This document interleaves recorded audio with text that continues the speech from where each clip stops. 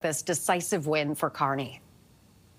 Yeah, decisive is the right word to describe it, Renee. Certainly nearly 86%, 85.9% of the vote on the first ballot. It doesn't get, really, in a leadership race or any election contest of its sort, more decisive than that. And I think from speaking to people in the room last night and certainly along the campaign, one of the main questions informing their vote was how competitive could the Liberals be under Mark Carney against the Conservatives in an election which could be just around the corner. I think that they were really thinking of that as they cast a ballot, and certainly they came to a consensus view, a nearly complete consensus view, that he was the best person to lead them against the opposition in an election if it happens as soon as we think it will.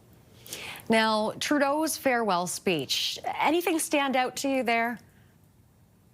I mean, a couple of things. Certainly the way in which he described the threat from Donald Trump, or the idea that the concept of Canada, for example, can't be taken for granted, is something that I think all of us have been thinking about for the last 6 weeks or so. I think even his appearance, though, at the convention was notable. I was thinking back to December when the party held a Christmas party in the same building in downtown Ottawa. And one Liberal who was there last night said that party felt like a wake at the time, right? Think back to December when Chrystia Freeland had this was days after Chrystia Freeland had put out that letter saying she didn't agree with the direction of the country, that pressure on him from inside his caucus to quit was at an all-time high. His numbers, his own popularity at an all-time low, and dragging the party's brand down with him. Would he have even been, for example, at a leadership announcement like the one last night if it had occurred 2 or 3 months ago? I think, it's anyone's guess, but it was a lot less likely than what occurred last night. So I think the fact that he was there,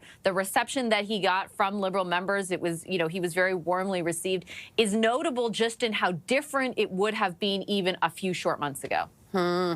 So what are the next steps? How soon could Carney be sworn in, and how soon could there be an election?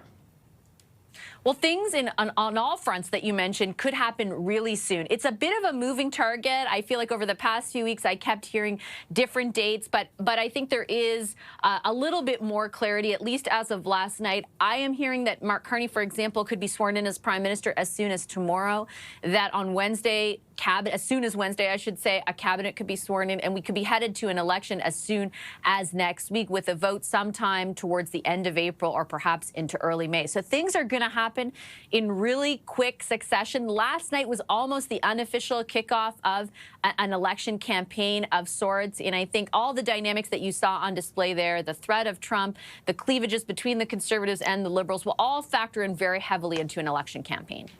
All right, we'll have to leave it there. Thanks for this, Vassy.